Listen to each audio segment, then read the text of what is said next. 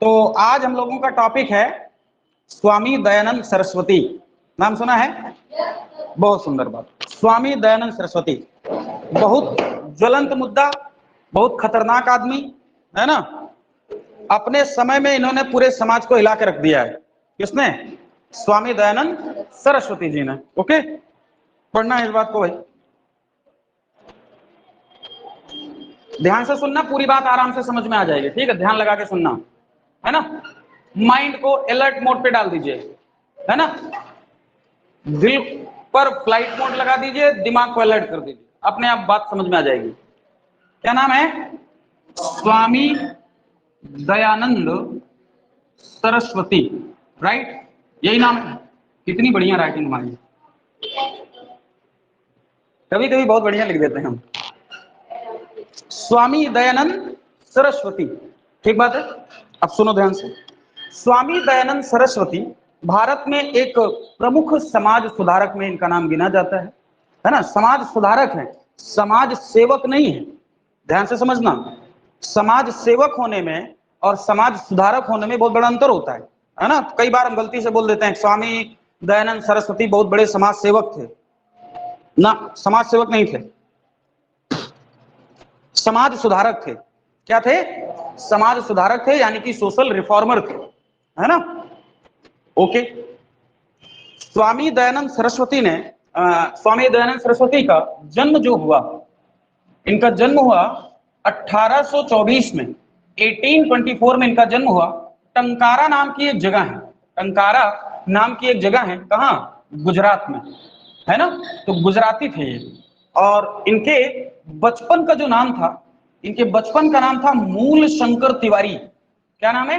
मूल शंकर तिवारी इनके बचपन का नाम था। इसका मतलब है कि हिंदू धर्म से संबंधित होंगे, और हिंदुओं में ब्राह्मण धर्म से संबंधित हैं। कौन? स्वामी दयानंद सरस्वती जी। क्लियर हो रही बात? तो 1824 में भाई साहब का जन्म हुआ। टंकारा नाम की एक जगह है गुजरात में, वहां पर इनका जन्म होता है 1824 में। क्लियर? और बचपन का जो नाम है वो है मूल शंकर तिवारी। क्लियर है? और हिंदू थे और ब्राह्मण फैमिली में इनका जन्म हुआ था। तो ब्राह्मण फैमिली में जन्म हुआ था, तो इनके जो माता पिता थे वो बड़े रिलीजियस यानी कि धार्मिक प्रवृत्ति के हुआ करते थे। तो एक दिन इनकी माता जी पूजा वगैरह कर रही होंगी, तो लड्डू चढ़ाई होंगी भगवान को, तो लड्डू उठा के लेके चला गया चूहा। तो ऐसा एक आदमी के साथ नहीं मिलता है, ये बातें कई सारे लोगों के साथ में मिलती है ना। तो चूहा उठा ले गया, फिर इनके दिमाग में परिवर्तन आ गया, है ना। तो ऐसा इनके साथ भी एक कहानी इस तरह की जोड़ी जाती है। कहानी सही है कितनी गलत है उस पर हम लोगों को नहीं जाना है। तो यानी कि बचपन से ही थोड़े से विद्रोही स्वभाव के हो गए। कौन? स्वामी दयानंद सरस्वती। यहां हम लोग इस बात को भी जानने की कोशिश करेंगे कि स्वामी दयानंद सरस्वती राजा राम मोहन राय से कैसे डिफर करते हैं। भाई, राजा राम मोहन राय भी समाज सुधारक हैं, स्वामी दयानंद सरस्वती भी समाज सुधारक हैं, और दोनों के दोनों हिंदू धर्म में समाज सुधार करना चाह रहे हैं। बात समझ आ रही है ना। और मैंने बहुत पहले ही बताया है कि अगर कोई व्यक्ति अपने समाज में सुधार करना चाहता है तो सर्वप्रथम उसे अपने धर्म में सुधार करना पड़ेगा। बात समझ में आई? जब तक आप धर्म में सुधार नहीं कर पाएंगे तब तक आप किसी भी कीमत पर समाज में समाज को सुधार नहीं सकते, क्योंकि समाज इस बात के लिए तैयार नहीं होगा। जब तक, एक बात बताओ, राजा राम मोहन राय सती प्रथा खत्म किए, तो क्या उन्होंने बिना तर्कों के खत्म किया? बिना धार्मिक किताबों का सहारा लिए खत्म कर पाए थे क्या? नहीं खत्म कर पाए थे। यानी कि आपको अपनी धार्मिक किताबों का सहारा लेना ही पड़ेगा, जिस पर पूरी की पूरी जनता आश्रित हो चुकी है। वेदों पर, पुराणों पर, वेदांतों पर, इन्हीं पर हमारे लोग विश्वास करते थे। और जब तक ये यकीन नहीं दिलाओगे कि जो तुम बात को स्वीकार कर रहे हो वो गलत तरीके से लिखी गई है, गलत इंटरप्रिटेशन कर दिया गया है, गलत व्याख्या कर दी गई है, सही व्याख्या ये है, तब तक आदमी आपकी बातों पर बिलीव नहीं करेगा, भरोसा नहीं करेगा, है ना। तो सर्वप्रथम समाज सुधार करने से पहले हमें धर्म में सुधार करना पड़ता है, तभी समाज सुधार जो हुआ है वो आगे तक कंटिन्यू हो पाएगा, नहीं तो कंटिन्यू नहीं हो पाएगा। तो ये भी जानने की कोशिश करना है कि ये राजा राम मोहन राय से कैसे डिफर करते हैं, जबकि दोनों ही हिंदू धर्म के समाज सुधारक हैं, दोनों ही हिंदू समाज में सुधार करना चाहते हैं। ठीक है, तो कुछ जगह पर दोनों में इक्वालिटी यानी कि समानता दिखाई देगी और कुछ जगह पर इनइक्वालिटी दिखाई देगी, है ना। कुछ जगह पर समानताएं मिलेंगी और कुछ जगह पर असमानताएं मिलेंगी। क्लियर है? तो विचारधारा में भी परिवर्तन आएगा इन लोगों के। क्लियर है? आगे देखो, तो मूल शंकर तिवारी, अब दोनों में एक जो चीज कॉमन है वो ये कि दोनों के दोनों ब्राह्मण समुदाय से हैं। राजा राम मोहन राय भी ब्राह्मण फैमिली में जन्म लिए थे और ये भी ब्राह्मण फैमिली में जन्म लिए थे। क्लियर है? दूसरी इंपॉर्टेंट बात, जितने भी समाज सुधारक आपको मिलेंगे इस 18वीं सेंचुरी में, जो भी पुनर्जागरण या सामाजिक धार्मिक सुधार आंदोलन हम लोग पढ़ेंगे, उस समाज सुधार आंदोलन को जब हम पढ़ेंगे तो हिंदुओं में समाज सुधार करने का काम जिन महापुरुषों ने किया उसमें से 90% जो लोग थे वो मूलतः बैकग्राउंड जो उनका था वो ब्राह्मण फैमिली थी, यानी कि ब्राह्मण धर्म के ही लोगों ने अपने समाज और धर्म को सुधारने का ठेका लिया। तो ऐसा क्यों हो रहा था कि सारा ठेका ब्राह्मणों ने ही ले रखा था? क्योंकि पठन पाठन या अध्ययन और अध्यापन का जो काम था ये शुरुआत से ही ब्राह्मण लोगों के पास में ही था, शुरुआत से ही ब्राह्मण लोगों के पास में था। तो इनको समझ में आया कि हमारे यहाँ बहुत सारी प्रॉब्लम्स हैं और उन प्रॉब्लम्स को दूर करना चाहिए, है ना। तो इस वजह से सबसे ज्यादा जो नेतृत्व मिला समाज को सुधारने का वो ब्राह्मण लोगों को मिला। लेकिन कभी भी इन लोगों ने इस बात का घमंड नहीं किया कि हम ब्राह्मण फैमिली में जन्म हुए हैं, इस वजह से हम बहुत ऊंचे लोग हैं अन्य लोगों से, इस बात पर कभी प्राइड फील नहीं किया, क्योंकि इन्हें अपने ब्राह्मणत्व होने का कभी घमंड नहीं आया। अगर आया होता तो सुधार करने की जरूरत क्या थी? उसी अभिमान में मरे जाते हैं कि हम भी ब्राह्मण है तुम दलित हो। तो इक्वल कहां हुई? राजा राम मोहन राय तो जाति प्रथा को मान रहे थे, मतलब समाप्त करना चाह रहे थे, छुआछूत को, अनटचेबिलिटी को खत्म करना चाह रहे थे। अगर इस बात के विरोध में नहीं होते तो कहते भाई ये तो बहुत बढ़िया बात है, ब्राह्मण होना अलग बात है, दलित होना अलग बात है, और दलित ब्राह्मण को छुएगा नहीं, तो इस बात का समर्थन करते, लेकिन समर्थन नहीं किया। बात समझ आ रही ना? बहुत सारे भी ब्राह्मण आपको दिखाई देंगे जो इस बात को मानते हैं कि भैया तुम दलित हो तो हमको टच मत कर देना, तुम्हारी परछाई ना पड़ जाए हमारे ऊपर। इसका मतलब उन्हें अपने ब्राह्मणत्व होने पर अभिमान है। समझ आ रहा है? तो जहां जहां इक्वालिटी दिखाई देगी वो हम समझाते चलेंगे, ठीक है। तो दोनों में एक कॉमन जो चीज है तो कि दोनों ब्राह्मण हैं। कौन? राजा राम मोहन राय एंड स्वामी दयानंद सरस्वती। क्लियर हुआ? मूल शंकर तिवारी इनका नाम था। बचपन से ही विद्रोही स्वभाव के हुए, ठीक है। 21 साल की उम्र होते होते इन्होंने अपने घर का त्याग कर दिया, यानी कि जब ये इनकी उम्र 21 वर्ष की हुई तो इन्होंने अपने घर का त्याग कर दिया, यानी कि गृह त्याग हो गया, गृह त्याग हो गया। ध्यान से समझना इसको, यानी कि घर को छोड़ दिया हमेशा हमेशा के लिए, सन्यास की तरफ जाने लगे। समझ में आ रहा है ना? गृह को छोड़ रहे हैं, घर को छोड़ रहे हैं। यही बात अगर आपसे बौद्ध धर्म में पूछ ली जाए, यही बात आपसे बौद्ध धर्म में पूछ ली जाए कि जब गौतम बुद्ध ने अपने घर का त्याग किया था तो बौद्ध धर्म में यह घटना क्या कहलाई थी? तो इस घटना को कहते हैं महाविनिष्क्रमण। क्या कहते हैं? महाविनिष्क्रमण कहते हैं इस घटना को। क्लियर हो रहा है? महाविनिष्क्रमण ही कहते हैं इसको। क्लियर? मतलब कहने का कि अगर हिंदू धर्म में कोई व्यक्ति संन्यास की तरफ जाना चाहे तो उस घटना को कहते हैं गृह त्याग। क्लियर? और अगर कोई व्यक्ति बौद्ध धर्म में संन्यास की तरफ जाना चाहे तो ऐसी घटना को कहते हैं महाविनिष्क्रमण। अगर अब ये शब्द तुम्हारे सामने आ जाए कि महाविनिष्क्रमण क्या होता है तो आप बताएंगे कि महाविनिष्क्रमण गौतम बुद्ध के द्वारा अपने घर का त्याग करना था। जब गौतम बुद्ध अपने घर का त्याग कर देते हैं, है ना, जब महाविनिष्क्रमण ही कहेंगे, हाँ महाविनिष्क्रमण ही कहेंगे। हाँ, तो बौद्ध धर्म में महाविनिष्क्रमण, हिंदू धर्म में गृह त्याग। तो 21 साल की अवस्था में भाई साहब गृह त्याग कर देते हैं। जैसे हमारे यहां मृत्यु होती है, हमारे यहां क्या होता है? मृत्यु हो जाती है। उनके यहां मृत्यु नहीं होती है, उनके यहां महापरिनिर्वाण होता है। क्या होता है? महापरिनिर्वाण होता है। जैसे हमारे यहां ज्ञान प्राप्त हो गया, आदमी कहते हैं ना भाई साहब को ज्ञान प्राप्त हो गया, या इस्लाम में इसी को कहते हैं इल्हाम हो गया। इल्हाम का नाम सुनिए?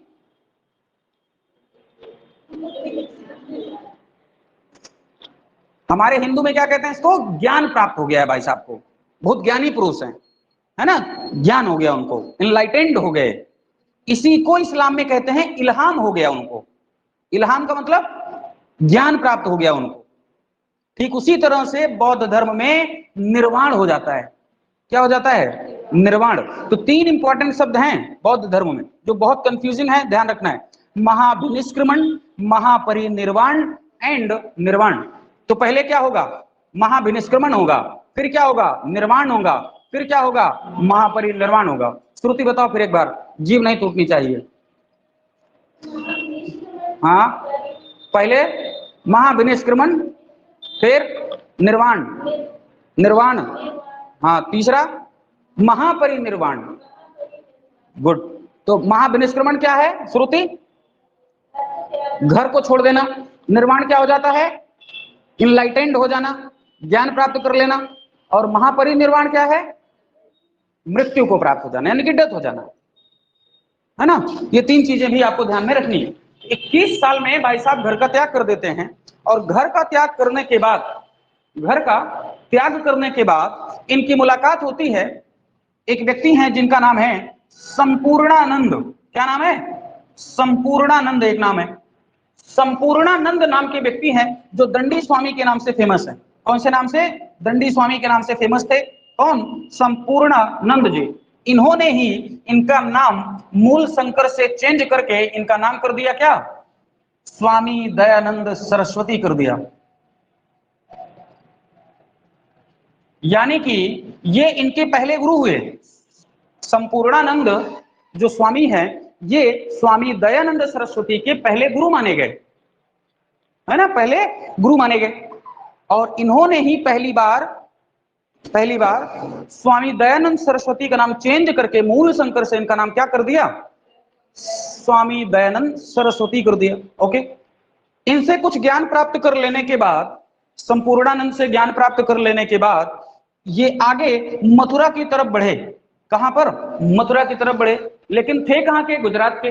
मैंने बताया कि अगर आपको संन्यास धारण करना है तो अपना होम टाउन छोड़ना पड़ता है। गृह त्याग कर दिया भाई साहब ने 21 साल में, घर छोड़ करके अब कहां चले आए? मथुरा आ गए हैं।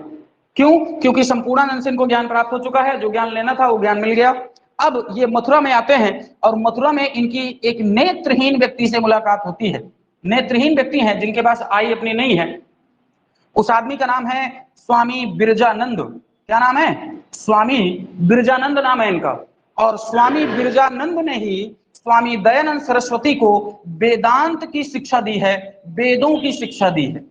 यानी कि स्वामी दयानंद सरस्वती को 4 वेदों की जानकारी, अपने यहाँ उपनिषद जिसे वेदांत कहते हैं उसकी इंफॉर्मेशन, इस तरह की संपूर्ण जानकारी जिस व्यक्ति ने इनको दी, उस व्यक्ति का नाम क्या है? स्वामी बिरजानंद। और स्वामी बिरजानंद स्वामी दयानंद सरस्वती के दूसरे रिलीजियस मेंटर हुए, दूसरे धार्मिक गुरु हो गए। तो पहले कौन बने? संपूर्णानंद।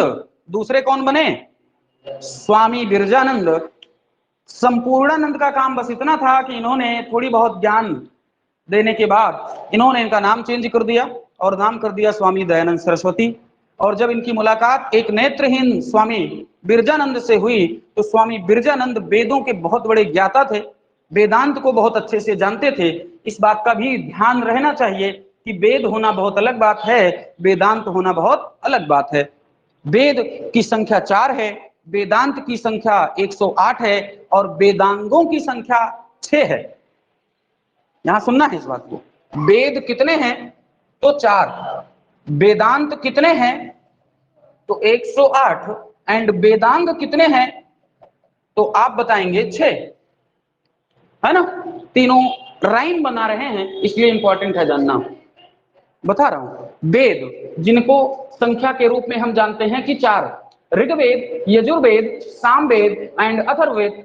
जो सबसे प्राचीनतम वेद माना जाता है उसे हम लोग ऋग्वेद कहते हैं, और जो सबसे नवीनतम वेद माना जाता है उसे हम लोग अथर्ववेद कहते हैं। क्या कहते हैं? अथर्ववेद कहते हैं। वेदांत, अब यहां ध्यान रखना है कि जो वेद लिखे गए वो ब्राह्मण लोगों के द्वारा लिखे गए। वेद किसके द्वारा लिखे गए?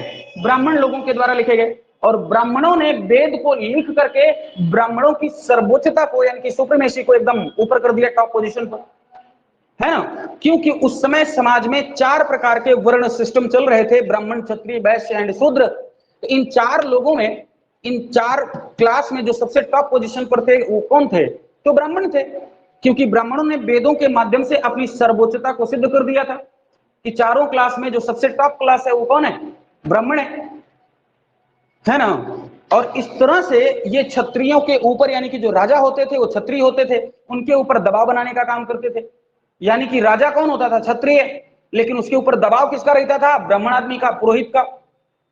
तो क्षत्रियों को समझ में नहीं आ रहा था, क्योंकि ब्रह्म हत्या कर नहीं सकते थे, किसी ब्राह्मण की हत्या नहीं कर सकते थे, क्योंकि ब्रह्म हत्या का पाप लग जाता। भाई जब राम ने रावण को मारा तो राम के ऊपर भी तो ब्रह्म हत्या का पाप लगा, क्योंकि राम क्षत्रिय थे, रावण ब्राह्मण था। राक्षस होने के बावजूद राम के ऊपर ब्रह्म हत्या का पाप लगा, क्योंकि रावण ब्राह्मण आदमी था। सोचने वाली बात है कि ब्राह्मणों ने अपनी ठेकेदारी कितनी ऊंची कर रखी थी। ब्राह्मणों ने अपनी ठेकेदारी कितनी ऊंची कर रखी थी। एक आदमी जो मर्यादा पुरुषोत्तम राम है, जिसने कभी भी अपने पूरे जीवन में अनैतिक कार्य किया ही नहीं, और एक आदमी ऐसा जिसने अपने संपूर्ण जीवन में कभी नैतिक कार्य नहीं किए, उस आदमी को मारने के बाद उसके ऊपर ब्रह्म हत्या का पाप लग जाता है।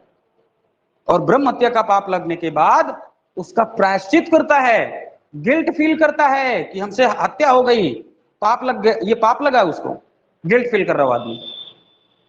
ऐसा है क्या? ऐसा कैसे हुआ? वेदों की सर्वोच्चता की वजह से, क्योंकि वेदों में ऐसा इंटरप्रिटेशन कर दिया ब्राह्मणों ने, ऐसा व्याख्या कर दी ब्राह्मणों ने अपनी, कि आने वाली पीढ़ियां इस बात को आज भी मानती हैं, इस बात को आज भी मानती हैं। अक्सर आज भी जो ज्यादा रिलीजियस आदमी है वो ब्राह्मणों को उतना ही सम्मान देता है, और उसकी हत्या करना, उसको गाली देना अभी भी अपराध माना जाता है उसके लिए।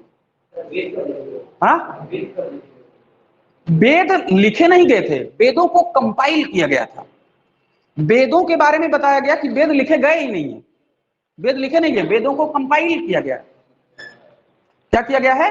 वेदों को कंपाइल किया गया है। वेद जो हैं वो ईश्वर की भाषा है, ईश्वर की बातें हैं। मतलब कहने का ऐसा है, थोड़ा सा पीछे जाता हूं, नहीं नहीं नहीं, हुआ यह था कि सृष्टि की रचना ब्रह्म ने की, तो उसने, ब्रह्म ने यहां पर इस समाज को चलाने के लिए कुछ ऋषियों को बना के भेजा। तो ऐसा कहा जाता है कि ब्रह्म ने उन 7 ऋषियों को अपने पास बुलाया, अपने पास बुलाया, और उन 7 ऋषियों को वेदों का ज्ञान दिया।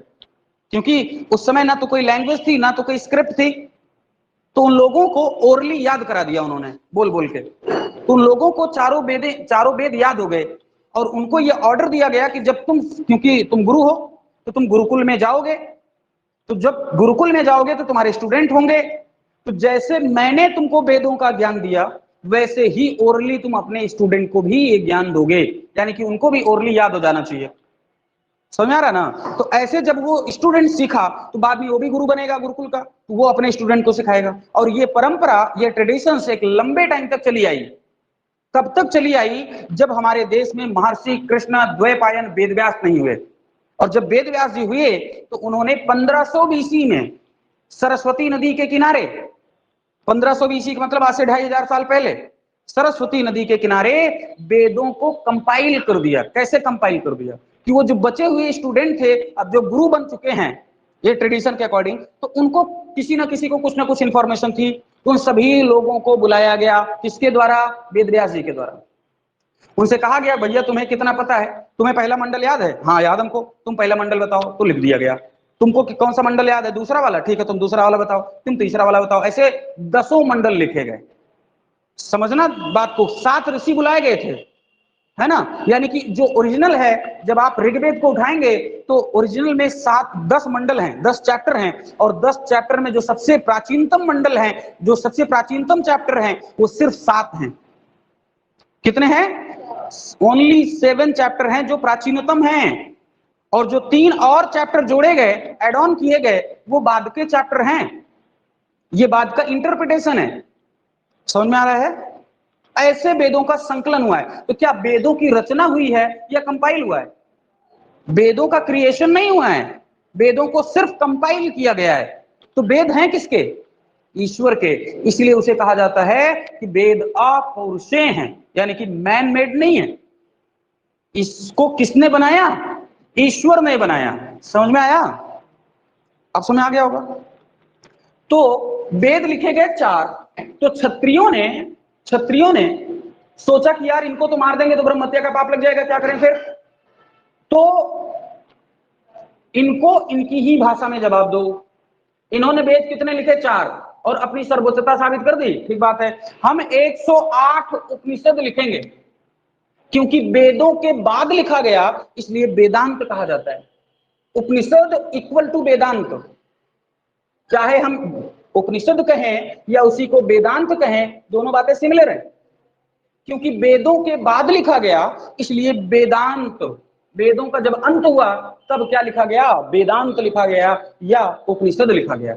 और उपनिषद ये लिखा क्षत्रियों ने, और क्षत्रियों ने जब उपनिषद लिख दिए तो ये किसके खिलाफ लिखे गए? तो वेदों के खिलाफ लिखे गए। ध्यान रखना, वेद साइंटिफिक नहीं है, साइंटिफिक आइडियोलॉजी में नहीं लिखे गए हैं, लेकिन जो वेदांत या उपनिषद लिखे गए ये साइंटिफिक आइडियोलॉजी में लिखे गए, मॉडर्न आइडियोलॉजी में लिखे गए। ध्यान रखना कि डॉक्टर भीमराव अंबेडकर ने मनुस्मृति जलाया है, उपनिषद नहीं जलाया है। क्या जलाया उसने? मनुस्मृति जलाई है, ना कि उपनिषद। क्योंकि उपनिषद में ऐसी बातें हैं जो आज भी रिलेवेंट हैं, आज की सोसाइटी के लिए भी रिलेवेंट मानी जाती है। कौन? उपनिषद में लिखी गई बातें या वेदांत में लिखी गई बातें। समझ में आया? अगला शब्द है वेदांग। अगला शब्द क्या है? वेदांग। वेदांग क्या होता है? वेदों को पढ़ने के लिए टूल्स, जैसे हम तुम्हारे लिए टूल्स का ही तो प्रयोग कर रहे हैं। मैं क्या हूं? तुम्हारे लिए टूल्स हूं? नहीं हूं। अगर ऐसे देखें सुपरफिशियल लेवल पे तो मैं टूल्स के रूप में तो यूज हो रहा हूं तुम्हारे लिए, है ना। मतलब जो बातें किताबों में बहुत कठिन भाषा में लिखी गई हैं, जो आसानी से नहीं समझ में आ रही हैं, ऐसा नहीं कि नहीं समझ में आएंगी, हो सकता है थोड़ा लेट लगे समझने में, मैं उसी को बहुत आसानी से और लोकल लैंग्वेज में मैं तुमको समझा रहा हूं, तुरंत समझ में आ रही है। ठीक उसी तरह से जो वेद लिखे गए थे वो आसानी से लोगों को समझ में नहीं आ रहे थे।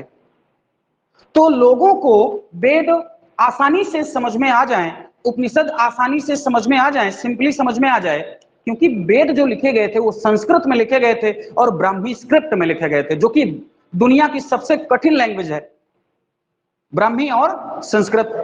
तो इतनी कठिन भाषा और लिपि को जानने और समझने के लिए कुछ टूल्स बनाए गए, है ना, जिसके आधार पर हम वेद और वेदांतों को समझ सकते थे। तो उनको क्या कहा गया? वेदांग कहा गया, वेदों का अंग। क्या कहा गया? वेदांग को हम अगर संधि विच्छेद करें तो क्या हो जाएगा? वेदों का अंग। और वेदांत का करेंगे तो वेद का अंत, यही तो होगा। यानी कि जब वेद का अंत हुआ तो वेदांत बना, और इन दोनों को जानने के लिए जो टूल्स प्रयोग किए गए उनको कहा गया वेदांग। तो वेदांगों की संख्या है 6। वेदांगों की संख्या क्या है? 6। उनके नाम क्या है? शिक्षा, कल्प, व्याकरण, निरोक्त, छंद, ज्योतिष। ये बाद में लिखाऊंगा, जब तुम लोगों को वैदिक कल्चर पढ़ाऊंगा तो समझाऊंगा इसको, क्योंकि आ गया था इसलिए समझा दिया। तो समझ के चलना कि तीनों बातें अलग अलग हैं। वेद होना बहुत अलग बात है, वेदांत होना बहुत अलग बात है, एंड वेदांग होना बहुत अलग बात है। क्लियर है? इन तीनों में सबसे बाद में कौन लिखा गया? वेदांग सबसे बाद में लिखा गया, है ना। वेदांग सबसे बाद में लिखे गए। हाँ, ये हुआ। तो स्वामी बिरजानंद, अब यहां पर देखो दो गुरु हुए, संपूर्णानंद एंड बिरजानंद। संपूर्णानंद ने इनको संपूर्ण बनाया, ऐसे याद कर लेना। दो ही गुरु थे, नहीं पता लगे भूल जाओ, नहीं भूल जाओगे ना, कौन वेद का ज्ञान दिया और कौन नाम चेंज किया, भूल जाओगे। तो संपूर्णानंद ने इनको संपूर्ण कर दिया। कैसे? स्वामी दयानंद सरस्वती के रूप में संपूर्ण हो गए। और इधर वाला वाह, इधर वाला वाह सेम है, तो इससे मैच करा देना, तब दिक्कत होगी श्रोते। अब ऐसे समझ में आ जाएगा। तो बिरजानंद ने क्या काम किया इनके लिए? इधर देखो क्या काम किया? वेदांत का ज्ञान दिया, है ना, इनलाइटेंड किया इनको, वेदों का ज्ञान दिया इनको, ठीक है ना। और संपूर्णानंद ने इनके लिए क्या काम किया? इनको नाम दिया, है ना, इनको संपूर्ण पहचान दी। पहचान तो यही है ना इनकी, मूल शंकर पहचान थोड़े है। इनकी पहचान क्या है? स्वामी दयानंद सरस्वती। तो संपूर्ण हो गए ये कंप्लीटली। क्लियर? क्या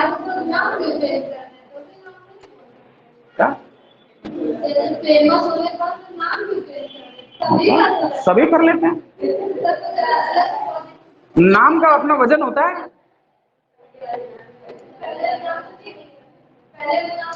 तुम खुद सोचो ना, अकबर सेकंड इनको राजा क्यों कहा था? भैया अगर राम मोहन राय बोला जाता प्रिवी काउंसिल में महारानी विक्टोरिया के सामने तो वजन कम पड़ता भाई। तो उसने कहा तुम्हारे नाम में वजन कम है, अब तुम्हारे नाम के वजन को बढ़ाना है, तो इसलिए तुमको क्या कहेंगे आज के बाद लोग? राजा कहेंगे। अब नाम का वजन बढ़ गया और क्या।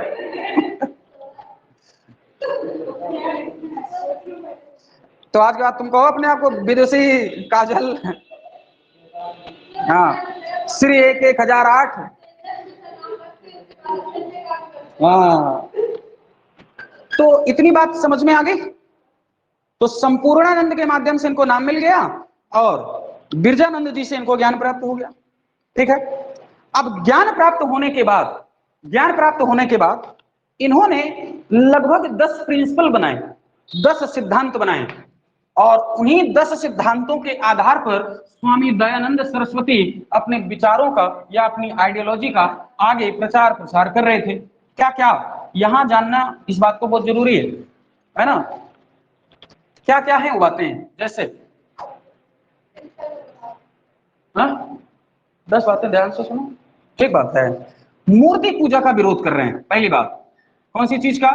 मूर्ति पूजा का विरोध कर रहे हैं। ये बोल रहे हैं कि जो ईश्वर है वो निराकार है। वो कैसा है? वो निराकार है, इसलिए उसकी मूर्ति बना करके पूजा नहीं होनी चाहिए। जो निराकार है, जो निरंकारी है, तो उस आदमी की मूर्ति नहीं बनानी चाहिए। तो मूर्ति पूजा का विरोध चल रहा है। मूर्ति पूजा कभी नहीं करते लोग। जितने भी आर्य समाजी होंगे दीवार में 4-5 ऐसे पॉइंट बना देते हैं बिंदी, उसी पर ध्यान लगाते हैं, वो मूर्ति नहीं बनाते हैं आर्य समाजी। ऐसे दीवार में 4-5 बिंदी बना लेते हैं, उसी बिंदी को ध्यान में रखते हुए अपना पूजा अर्चना कर लेते हैं। ठीक है, एक काम इनका ये था। दूसरा, ब्राह्मण का जो कर्म कांड था, ब्राह्मणों का जो कर्म कांड था उसका विरोध किया इन्होंने। ब्राह्मणों के कर्म कांडों का विरोध किया, यानी कि यज्ञ हवन पद्धति का विरोध किया इस आदमी ने, सब जबकि क्या थे? ब्राह्मण। तीसरा महत्वपूर्ण काम, इन्होंने अवतार ये सॉरी पुनर्जन्म पर भरोसा किया। रीबर्थ, पुनर्जन्म पर भरोसा किया, पुनर्जन्म पर भरोसा किया, लेकिन अवतारवाद को नहीं माना। किस चीज को नहीं माना? अवतारवाद को नहीं माना। फिर राम और कृष्ण कौन हुए फिर? तो इन्होंने कहा कि राम और कृष्ण भगवान नहीं है बल्कि महापुरुष हैं, क्योंकि अवतार होते ही नहीं। समझ में आ रहा है क्या कह रहे हैं? पुनर्जन्म तो होता है, पुनर्जन्म तो होता है, इसका मतलब है कि आत्मा भी होती है। इसका मतलब, यहां ध्यान से समझना फिलॉसफी को, भाई आत्मा नहीं मानोगे पुनर्जन्म कैसे करवाओगे? ये कह रहे हैं स्वामी दयानंद सरस्वती जी कि आत्मा का पुनर्जन्म होता है, लेकिन अवतारवाद नहीं होता है, पुनर्जन्म होता है, अवतार नहीं होता ईश्वर का, है ना? तो राम और कृष्ण भगवान हुए क्या? नहीं, वो सिर्फ और सिर्फ महापुरुष हैं, भगवान नहीं है। ऐसे जाके किसी व्यक्ति से बोल दो, लपड़ मार देगा खींच के, क्या बकवास बात चल रही, रामकृष्ण भगवान नहीं है तो क्या है? लेकिन ये स्वामी दयानंद सरस्वती बोल रहे हैं क्या? कि पुनर्जन्म होता है क्योंकि आत्मा होती है। अब यहीं पर आ जाओ, बुद्ध क्या कहते हैं? बुद्ध कहते हैं पुनर्जन्म होता है। क्या होता है? पुनर्जन्म होता है, लेकिन आत्मा नहीं होती है। बुद्ध क्या कहते हैं? पुनर्जन्म होता है लेकिन आत्मा नहीं होती है। तो कैसे भैया? तो बिना आत्मा के पुनर्जन्म कैसे होता है? इच्छा पूर्ति करने के लिए। समझ आ रहा ना? किस चीज के लिए? इच्छा की पूर्ति के लिए। बुद्ध जी का कहना है कि जैसे आप इस जन्म में हैं, है ना, आप इस जन्म में हैं, तो आपकी बहुत सारी ऐसी इच्छाएं जो अभी तक अधूरी रह गई हैं, तो जब आप मर जाएंगे तो वो जो अधूरी इच्छाएं हैं वो तुमको परेशान करेंगी कि फिर से जन्म लो। अधूरी इच्छाओं में इतनी ताकत होगी, अधूरी इच्छाओं में इतनी ताकत होगी कि वो तुम्हें रीबर्थ करने के लिए, पुनर्जन्म लेने के लिए मजबूर कर देंगे। ये किसका प्रिंसिपल है? बुद्ध का प्रिंसिपल है। शरीर खत्म हो जाएगा और आत्मा है नहीं। हाँ, इच्छा, इच्छा, इच्छा, रूसो की सामान्य इच्छा तुम लोगों ने सुना, जनरल विल। देखो कितनी ताकतवर है सामान्य इच्छा, रूसो की इच्छा ही तो बहुत बड़ी चीज है।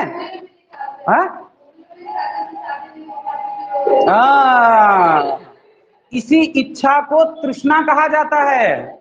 इसी इच्छा को क्या कहा जाता है? तृष्णा कहा जाता है। ये कह रहे हैं कि आत्मा की वजह से पुनर्जन्म नहीं होता है। किसकी वजह से होता है? इच्छाओं की वजह से। और इसीलिए तो बोलते हैं गौतम बुद्ध कि संसार दुखमय है। ये सारा का सारा संपूर्ण जो राष्ट्र है या दुनिया है, ये दुखमय है। ऐसी आइडियोलॉजी नेगेटिव है कि नहीं है? Negative ideology. और इससे बढ़िया है कि आइडियोलॉजी कितनी बढ़िया, मैं बताऊं, कल स्टेटस लगाया था मैंने, बहुत देखा था।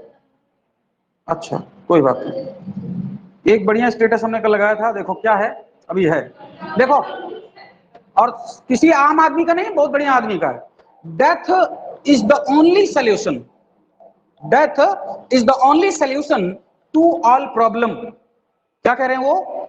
Death is the only solution to all problem, no man no problem. ये बोल कौन रहा है? Joseph Stalin. क्या बोल रहे हैं? Joseph Stalin. ये कौन है? ये लेनिन के स्टूडेंट थे या लेनिन के शिष्य थे, रूस के तानाशाह थे।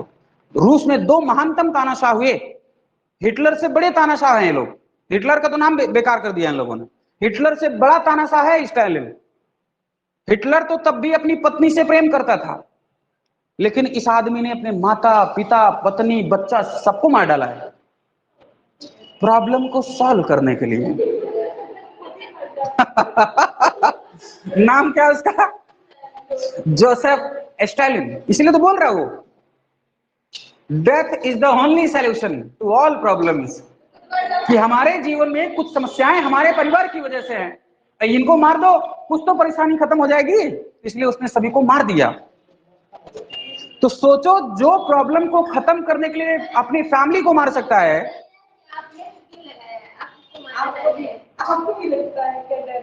किस बात के? स्टेटस लगाने का मतलब है कि ऐसी आइडियोलॉजी लोगों के बीच में आए, उनको समझ में तो आए। नहीं, मैं ये नहीं, इसलिए नहीं कि भाई आइडियोलॉजी तो पता चले।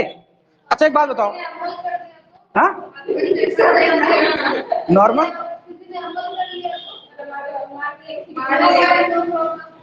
मैं कह रहा हूं कि ये एक आइडियोलॉजी है, एक विचारधारा है जिसको बहुत लंबे समय तक प्रचारित किया गया।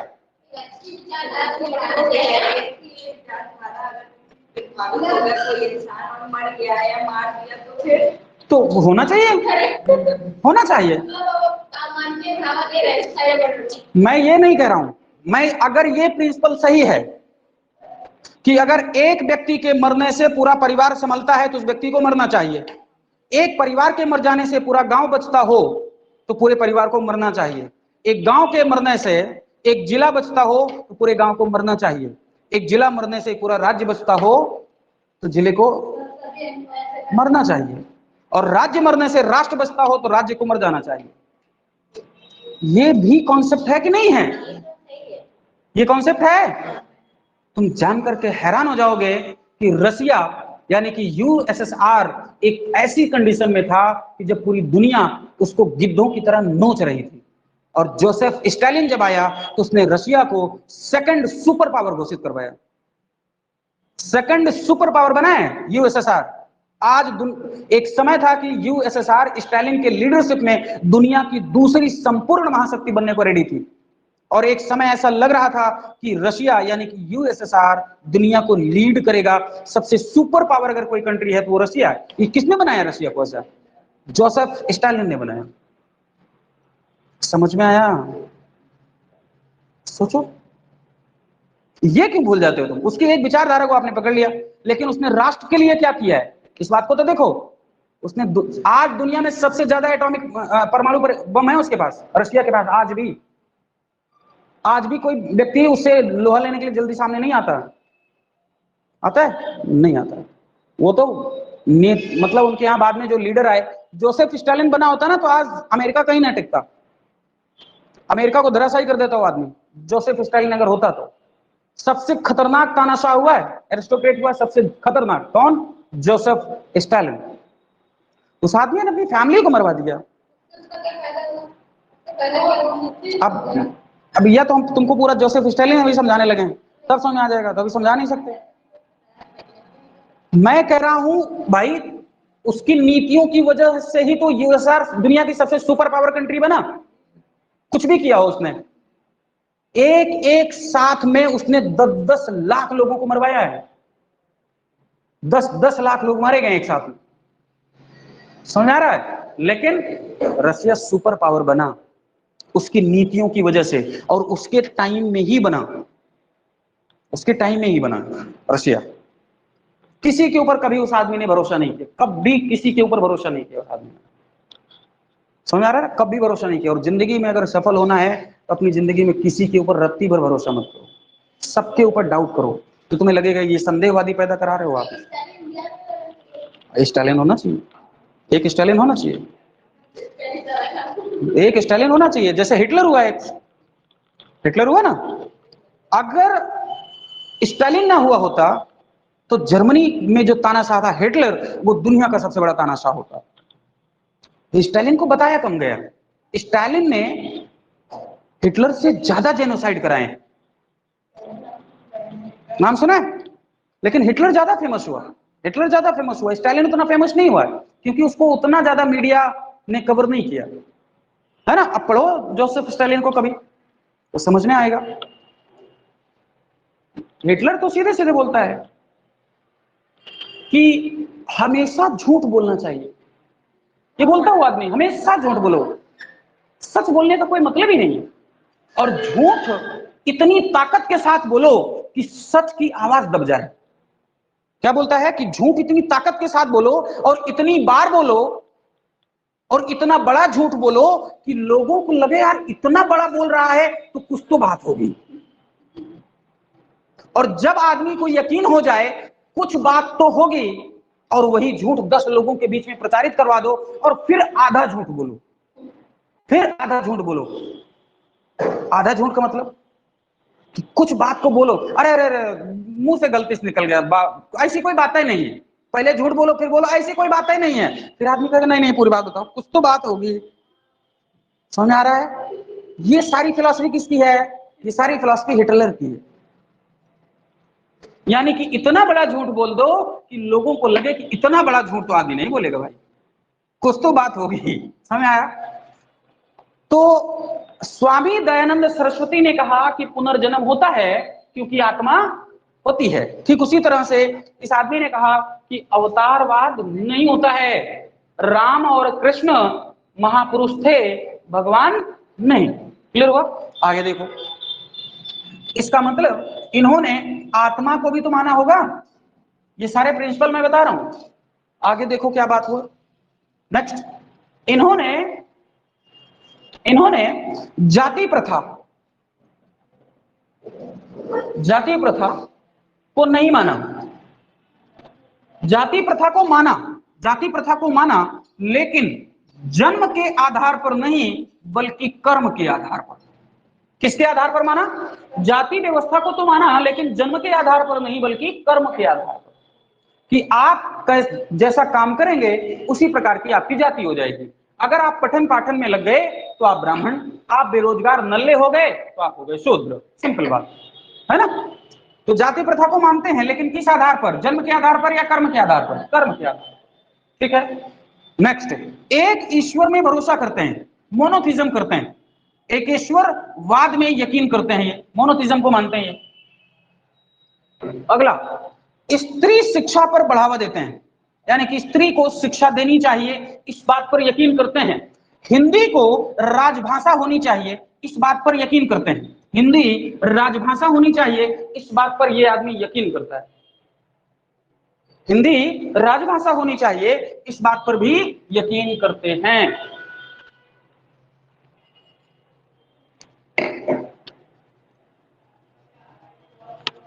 ठीक है। तो ऐसे इनके द्वारा कुछ प्रिंसिपल बनाए गए, इनके द्वारा कुछ इस तरह के प्रिंसिपल बनाए गए। ठीक है।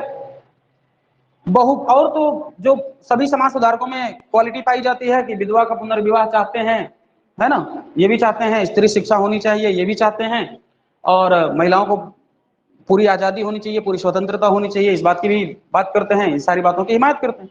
तो ऐसे कुछ प्रिंसिपल बनाए गए और इन्हीं बातों का ये प्रचार प्रसार कर रहे थे।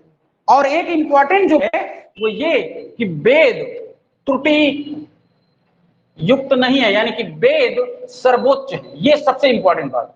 क्या कहा इन्होंने? वेद सर्वोच्च है और वेदों में कोई गलती नहीं। ये सबसे इंपॉर्टेंट बात है। राजा राम मोहन राय ने क्या कहा था? वेद त्रुटिपूर्ण है। इसने क्या कहा? वेदों में कोई गलती नहीं है। और सबसे इंपॉर्टेंट बात कि महिलाओं को कहा जाता था कि वेद पढ़ने का अधिकार नहीं है। इस आदमी ने महिलाओं को भी यज्ञोपवीत यानी कि जनेऊ धारण करवा करके वेद पढ़ने का अधिकार दे दिया।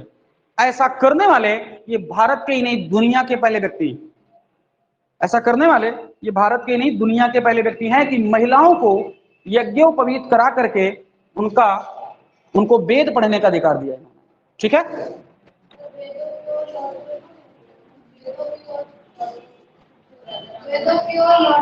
ये यही नारा है, इन्हीं का नारा है। वो तो है, आगे बता रहा हूं, ठीक है। तो वेदों को सबसे सुप्रीम माना है ना, वेदों को सबसे सुप्रीम माना है ना।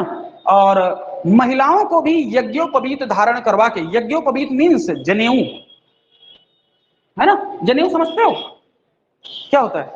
और ऐसे जो कान में लगा के ऐसे जो धारण किया जाता है वही वाला जनेऊ, तुम जानते हो फरजाना? देखिए जनेऊ, सही बात है, गुड।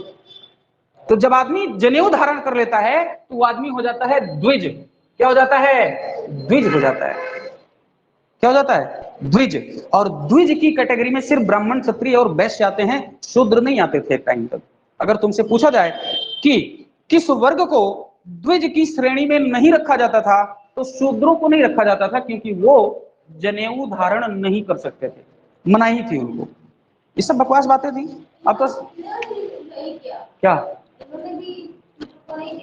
दिया उन्होंने कहा जब महिलाओं को दे रहे हैं तो शूद्रों को देने में क्या दिक्कत है उनको, वो सब कुछ करवा रहे हैं। ठीक है,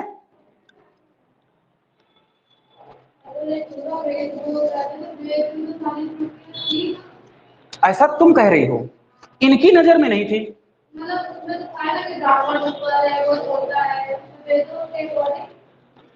वेद में जाति को कर्म के आधार पर नहीं, सॉरी जन्म के आधार पर नहीं लिखा गया, कर्म के आधार पर लिखा हुआ है।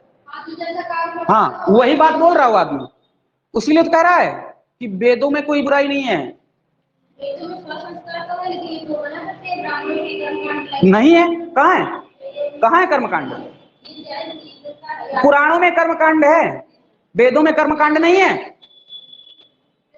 वेदों में कर्मकांड नहीं है, ऋग्वेद में कुछ नहीं है। हाँ, ये एक और जो सबसे बड़ी चीज का विरोध करते हैं वो ये कि श्राद्ध व्यवस्था का विरोध करते हैं। कैसा होता है श्राद्ध? ऐसे होता है श्राद्ध? ऐसे लिखा जाएगा क्या? ये होता है ऐसे, ऐसे श्राद्ध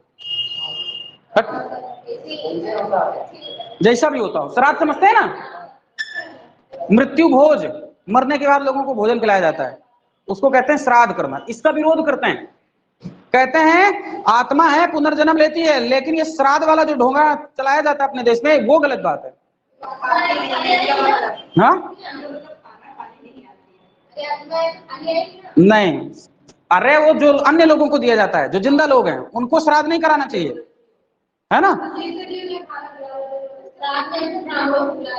अरे किसी को नहीं बुलाना, सीधी बात यह है कि श्राद्ध का विरोध करते हैं, श्राद्ध की बात को नहीं मानते हैं, सिंपल बात।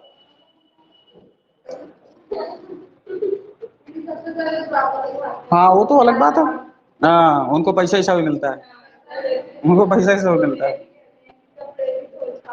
हाँ बहुत कुछ, सब कुछ मिलता है, सब कुछ मिलता है। बहुत कुछ मिलता है। अरे पता नहीं क्या होता है, हमें क्या पता, हम मरे थोड़े हैं, अभी तक जिंदा हैं हम। हाँ, जो आदमी इस्तेमाल करता था सारी चीजें इस्तेमाल की जाती थी, लेकिन मोबाइल नहीं दे रहे हैं अभी तक लोग। मोबाइल भी दे दें, टैबलेट वगैरह दे दे काट दो। हाँ वो भी देना चाहिए अब तो, बढ़िया काट दो, एक देते हैं। हैं, एक आध दो पैक भी दे दें।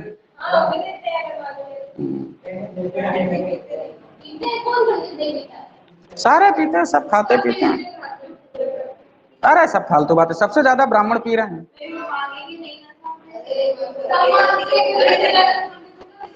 वो चुपके चुपके खाते पीते, थोड़ा मैं पिलाओ यार। सब खाते पीते हैं, सब बढ़िया बात है।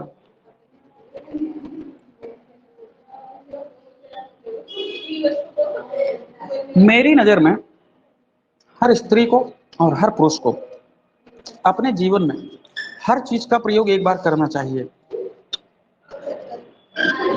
श्रुति, हर चीज का प्रयोग एक बार करना चाहिए। हाँ क्या? शादी शादी शादी दुनिया का सबसे, अपने जीवन में किया गया सबसे मूर्खतापूर्ण कार्य है। शादी नहीं करनी चाहिए आदमी। शादी क्यों करनी चाहिए? शादी बहुत मूर्खतापूर्ण कार्य है। इस बात का रियलाइज हो जाता है बाद में, ये पति नहीं पत्नी नहीं पनौती है। अरे हम देख रहे हैं, हमारे दोस्त हैं जो शादी करके देख रहे हैं उनकी क्या गति हुई है। रोज मारे जा रहे हैं, कूटे जा रहे हैं, चार बातें सुनाई जा रही हैं, रोज बेचारे कूटे जा रहे हैं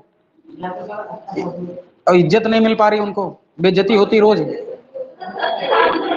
अरे तो भैया तुम बनोगे कलेक्टर तो करोगे एसएससी वाली से, वो भी तो कलेक्टर आएगी।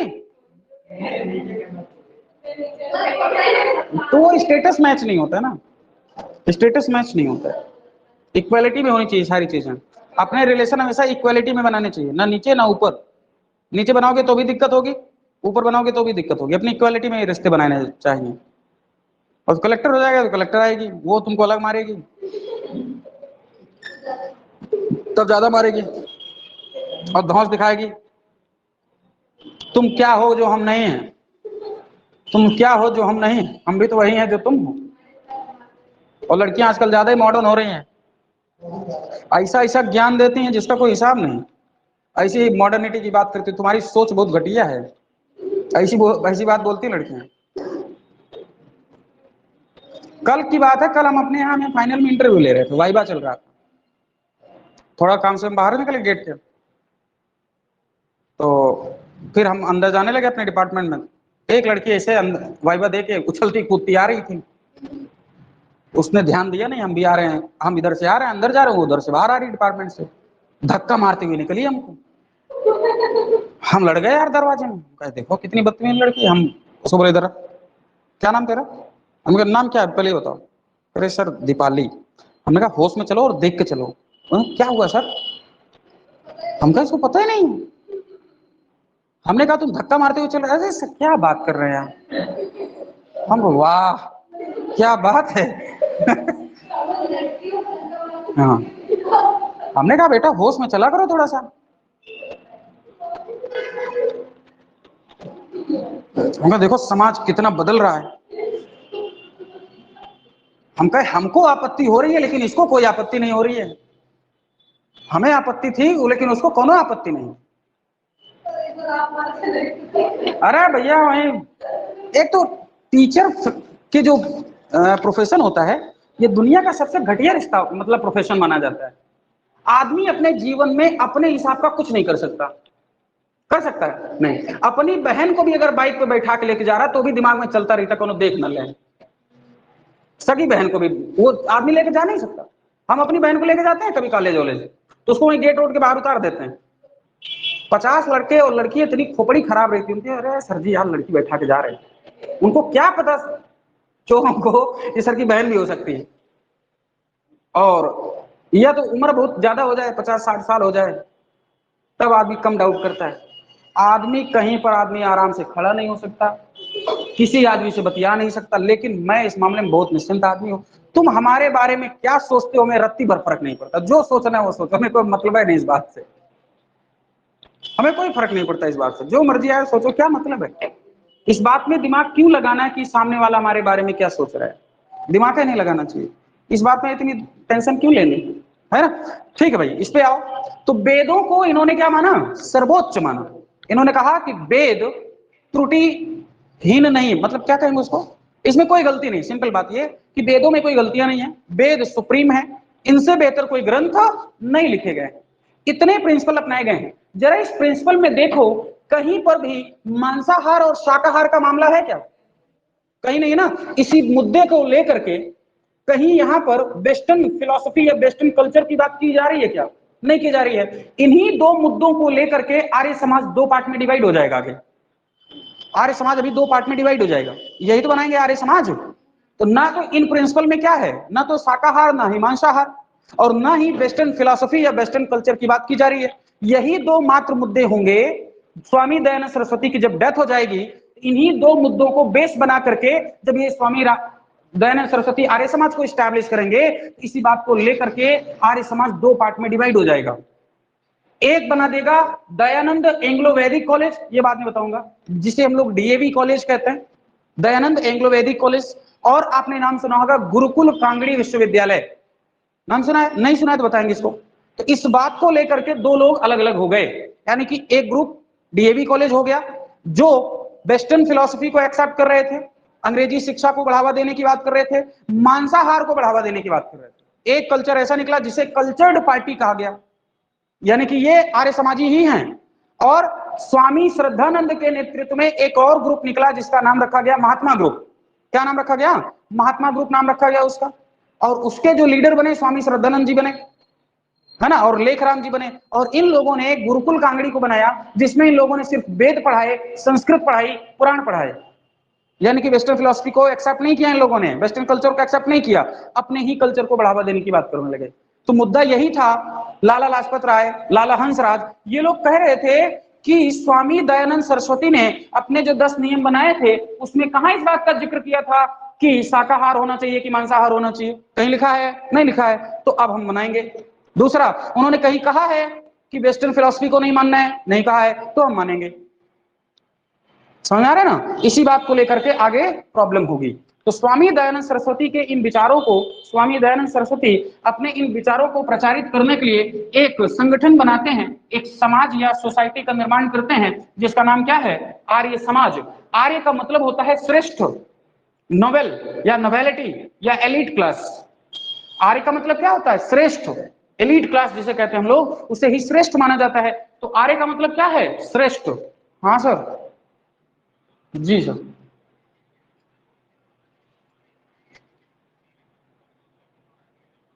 हम्म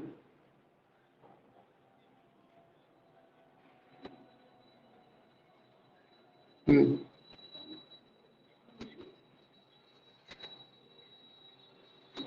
हम्म हम्म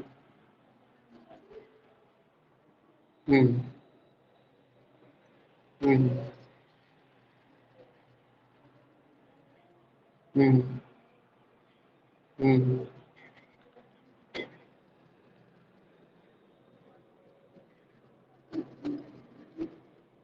हो गया काम?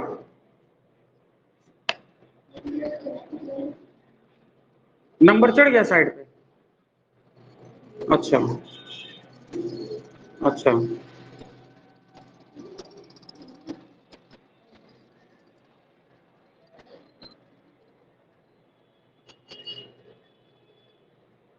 कहाँ रखा है? डिपार्टमेंट में? हाँ देखेंगे। अच्छा अच्छा, चलो फिर कोई बात ही नहीं। ऐसे, हाँ, ना ना कोई था नहीं, हम बस ऐसे देखते हैं कि इसको कितना नंबर मिला होगा बस। हाँ, 100 में? हाँ, सबको ऐसे नंबर मिला है?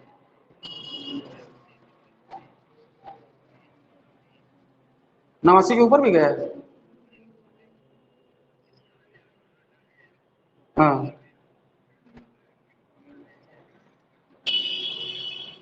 अच्छा। हाँ हाँ, तो बनी बात।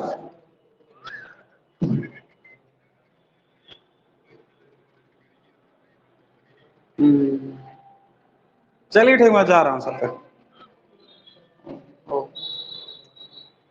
तो समझ गए बालकों? समझ गए क्या चल रहा था?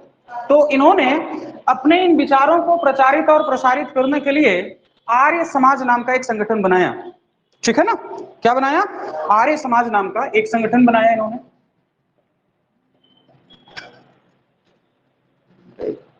जी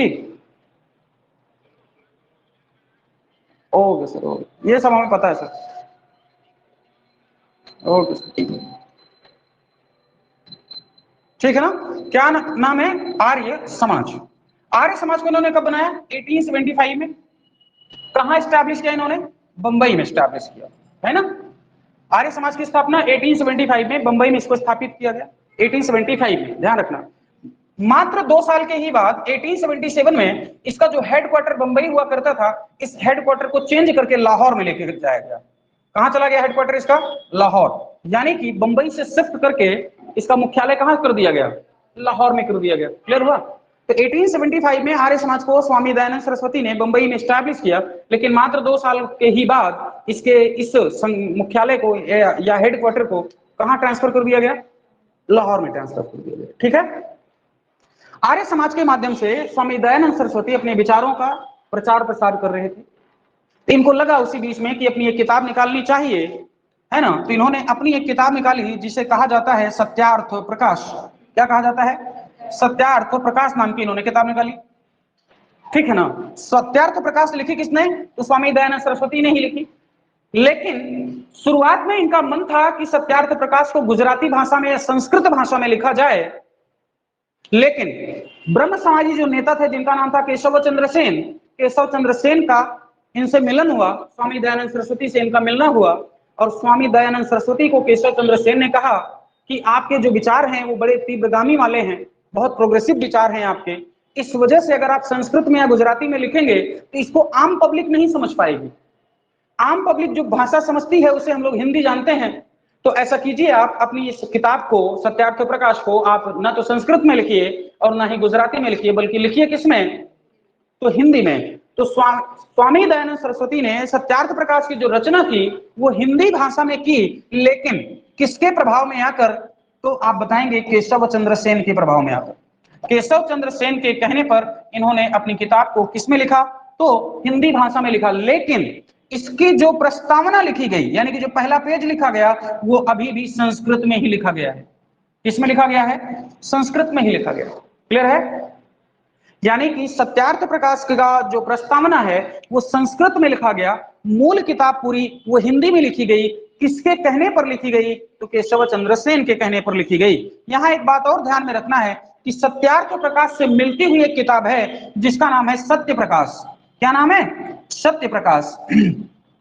तो कई बार अगर ये किताब आ गई तो कंफ्यूज हो जाओगे कि सत्यार्थ प्रकाश स्वामी दयानंद सरस्वती, तो सत्य प्रकाश भी किसने? स्वामी दयानंद सरस्वती नहीं, इसके राइटर हैं करसोन दास मल जी।